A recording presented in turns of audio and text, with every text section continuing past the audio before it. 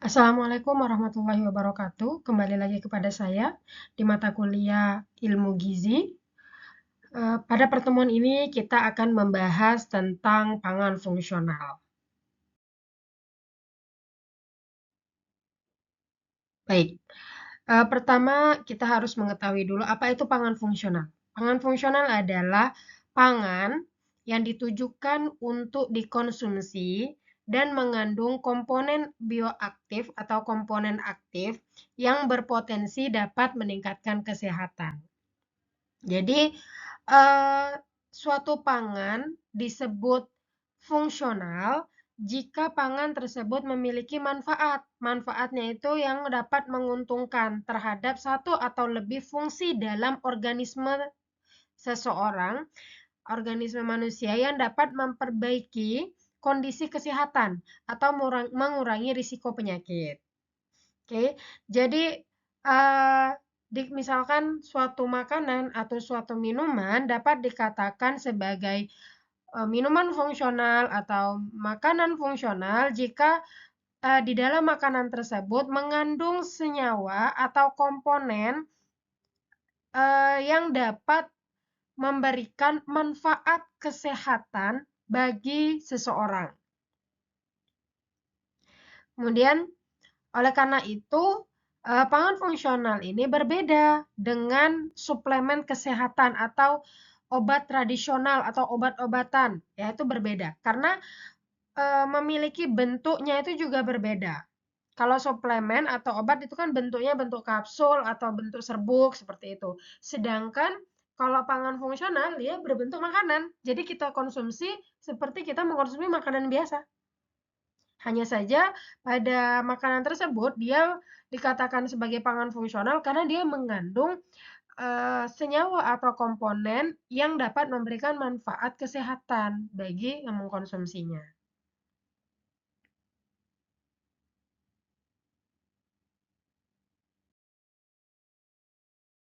Nah,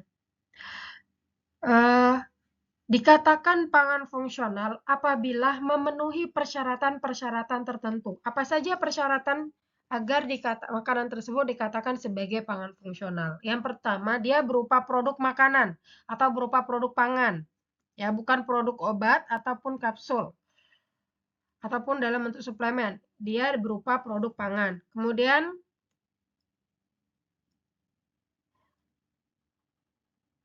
dia terbuat dari bahan alami. Ya, karena makanan itu terbuat dari bahan makan alami, jadi dia terbuat dari bahan alami. Kemudian pangan tersebut dikonsumsi dalam diet sehari-hari dan aman. Dia dikonsumsi dalam kita makan sehari-hari dan dia aman untuk kita konsumsi dan tidak menimbulkan efek samping apabila kita mengkonsumsi makanan tersebut. Dan yang terpenting, dia memiliki fungsi tertentu saat dicerna dan memberi peran dalam proses fisiologis tubuh. Contoh, misalkan produk tersebut dapat memperkuat sistem imunitas tubuh, kemudian dapat memperlambat proses penuaan, membantu memulihkan tubuh dari penyakit. Nah, inilah syarat-syarat agar makanan tersebut dimasuk ke dalam sebagai pangan fungsional.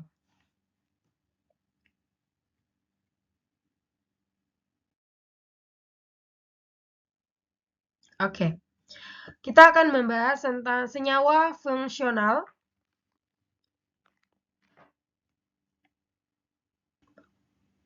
Karena kita di produk pangan, dikatakan pangan fungsional, maka kita bahas dulu ke dalam tumbuhan. Jadi tumbuhan itu metabolitnya terbagi menjadi dua, ada metabolit primer, ada metabolit sekunder. Kalau primer itu ada karbohidrat, ada protein dan lemak, sedangkan kalau sekunder produk yang tidak memiliki peran dia secara langsung dalam pertumbuhan dan perkembangan tanaman, yaitu atau disebut metabolit sekunder. Jadi kalau metabolit primer kan dia ada karbohidrat, protein dan lemak, ini digunakan untuk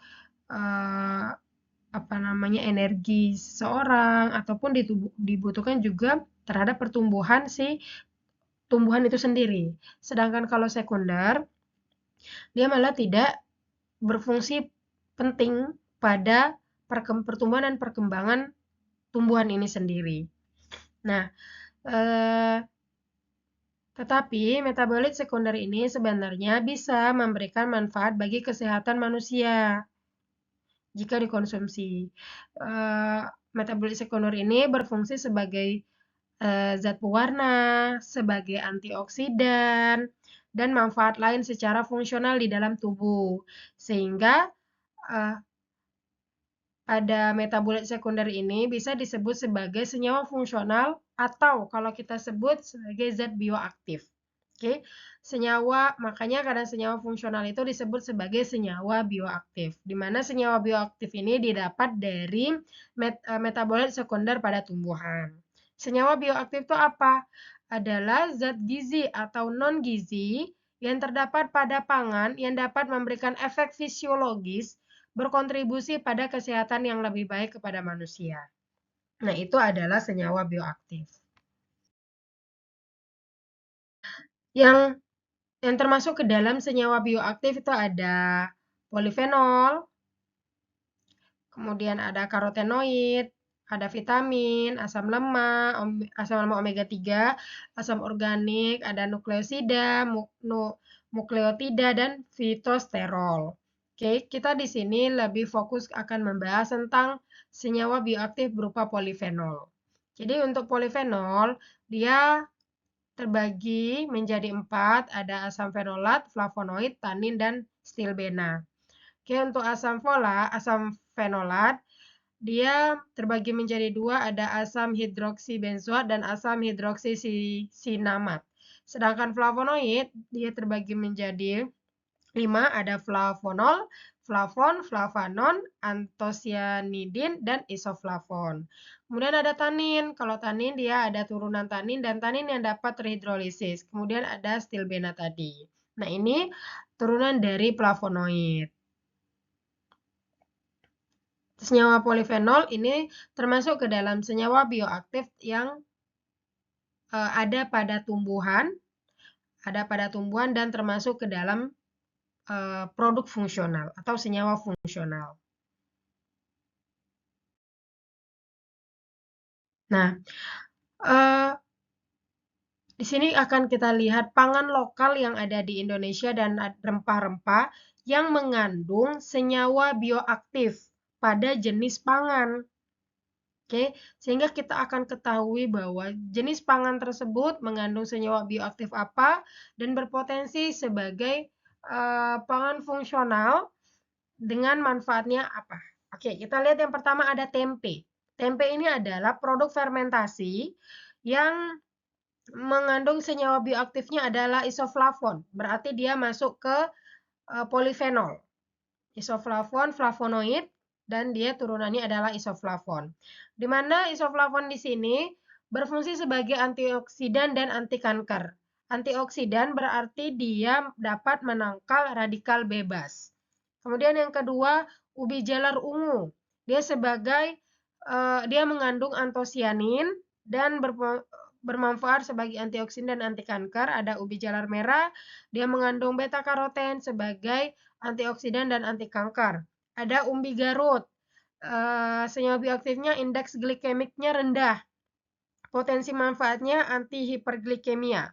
Kemudian ada manggis, dia mengandung santon, dia mempunyai manfaat antioksidan, antiproliferatif, pro-apoptosis, antiinflamasi, dan anti-karsinogenik.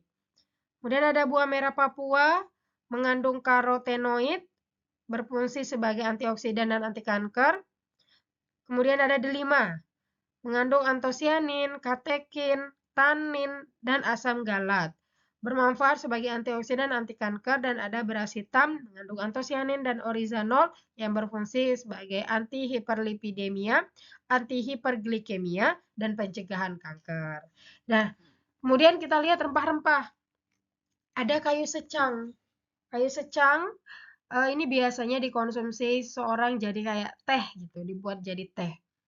Ternyata dia sangat bermanfaat karena dia banyak mengandung asam galat, tanin, resin, resoslin.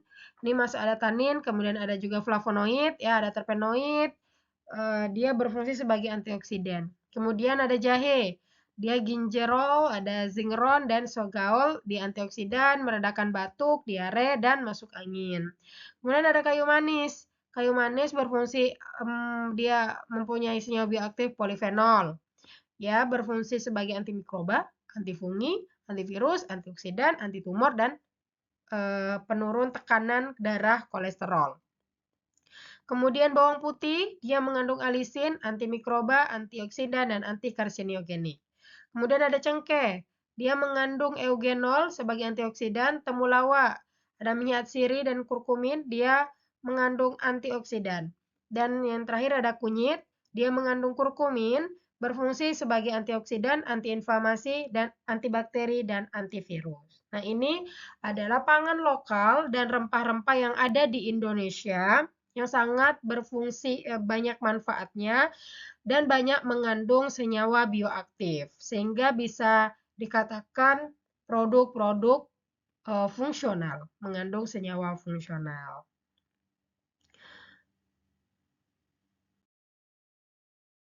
Oke, setelah kita membahas tentang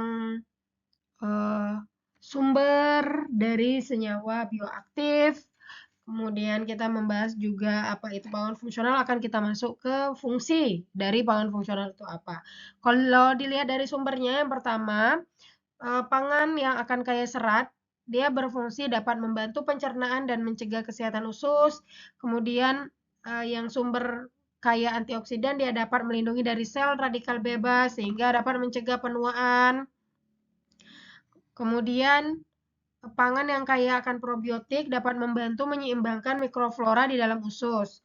Kemudian ada pangan yang kaya prebiotik sebagai makanan bagi probiotik. Oke, jadi probiotik ini adalah mikroba, bakteri atau mikroba yang dapat menyeimbangkan mikroflora. Mikroflora ini berfungsi untuk menjaga di usus kita, menjaga kesehatan usus kita dari serangan-serangan mikroba patogen, mikroba yang dapat menyebabkan kita diare, menyebabkan kita sembelit, seperti itu. Sehingga dengan adanya probiotik, dia dapat membuat membantu pencernaan kita menjadi lebih sehat dan usus kita menjadi lebih sehat.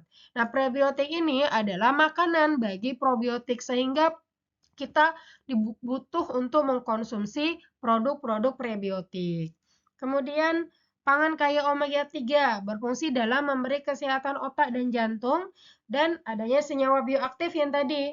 Senyawa bioaktifnya itu ada antioksidan berfungsi sebagai antioksidan, zat pewarna, proteksi terhadap sinar UV, ada antimikroba, penghambatan aktivitas reseptor, induksi, dan penghambatan ekspresi gen, serta memberikan kesehatan yang lebih baik. Ini adalah fungsi pangan fungsional sehingga sangat penting bagi kita untuk mengkonsumsi makanan-makanan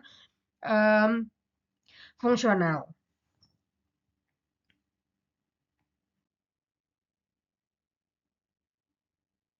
Kalau kita bahas satu persatu, kita lihat antioksidan, dia melindungi sel dari kerusakan akibat oleh radikal bebas. Contohnya itu ada vitamin C, vitamin A, dan beta karoten. Sedangkan ada probiotik, dia membantu menjaga keseimbangan bakteri baik dalam usus. Contohnya produk yogurt dan produk kimchi. Kemudian ada prebiotik, merupakan makanan bagi probiotik. Contohnya bawang putih, bawang bombay. Kemudian ada juga kayak alpukat. Kalau dari buah dia ada alpukat. Sayur-sayuran itu sebenarnya masuk ke dalam prebiotik. Kemudian yang berserat.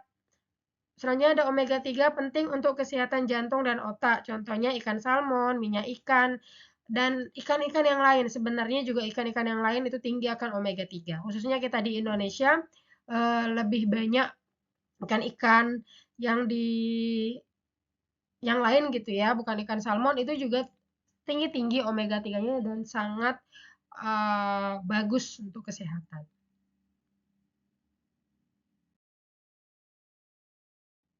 Oke, kita masuk ke klasifikasi pangan fungsional. Kalau kita lihat yang pertama berdasarkan sumber pangannya. Ya, klasifikasinya berdasarkan sumber pangan, terbagi menjadi dua, bahwa pangan fungsional dari nabati dan dari hewani. Kalau dari nabati apa aja?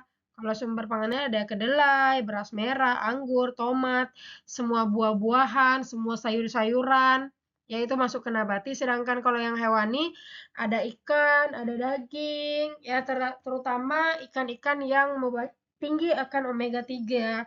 Kemudian ada susu dan ada produk-produk yogurt, yogurt yang berprobiotik. Dari mana kita tahu produk yogurt yang probiotik? Yaitu kita harus mengetahui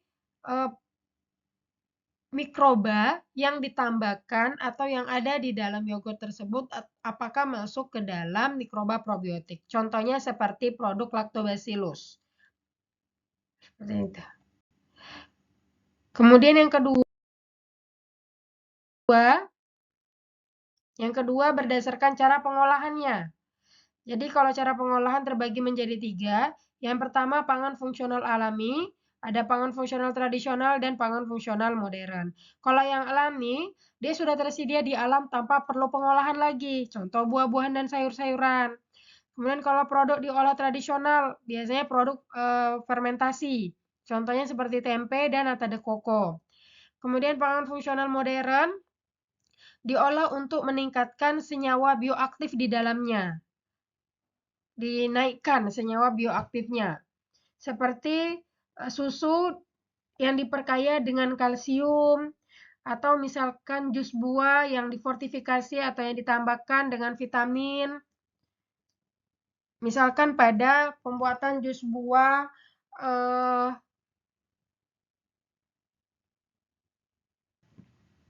misalkan jeruk ya, buah jeruk, es buah jeruk atau jus buah jeruk. Nah, karena diproses mungkin dia vitamin C-nya turun sehingga perlu difortifikasi dengan penambahan vitamin C sehingga vitamin C-nya itu dapat meningkat.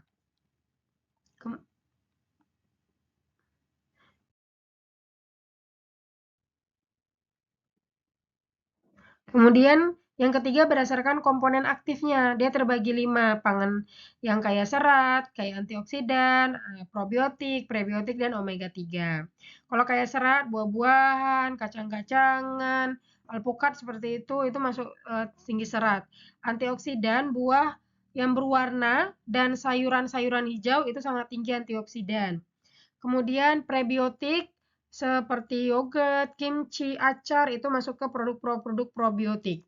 Yang prebiotik seperti apel, pisang, alpukat, tomat, sayuran hijau, oats, dan lain-lain. Kemudian untuk yang omega 3, dia ada pada ikan-ikanan dan pada minyak ikan.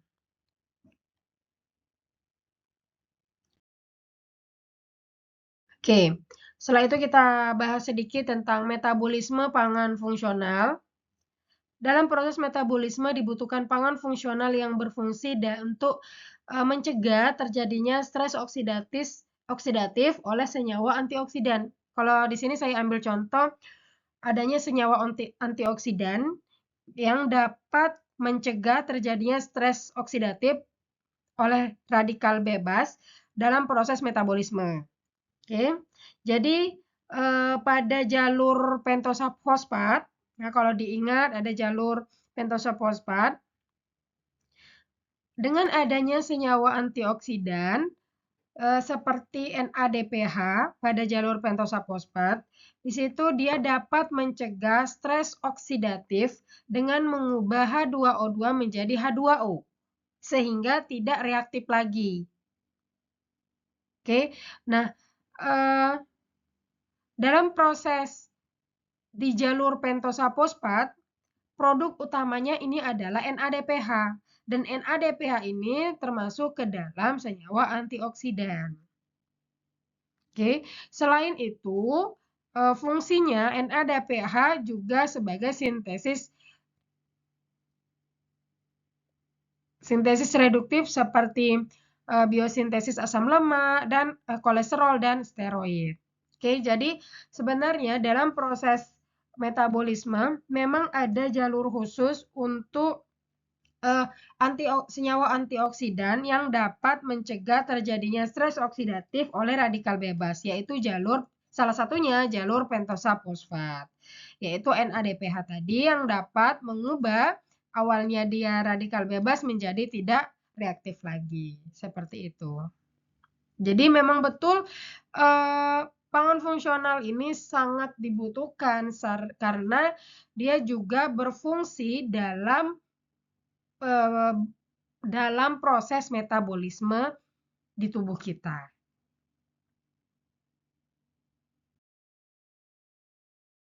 Nah, jika seseorang mengalami defisiensi atau kekurangan senyawa bioaktif atau pangan fungsional, apa yang terjadi? Yang pertama, sistem imun tubuhnya akan melemah. Artinya dia mungkin mudah terserang penyakit, seperti itu. Kemudian terjadinya pencernaan terganggu, ya sembelit, saya katakan tadi, atau diare dan sebagainya. Percepatan penuaan cepat keriput, rambut kemudian menipis, penurunan fungsi organ tubuh. Oke, ini kan berbahaya, sehingga bagi kita butuh untuk mengkonsumsi produk-produk pangan fungsional. Oke, terima kasih. Inilah materi kita pada hari ini. Semoga bermanfaat. Saya akhiri. Wassalamualaikum warahmatullahi wabarakatuh.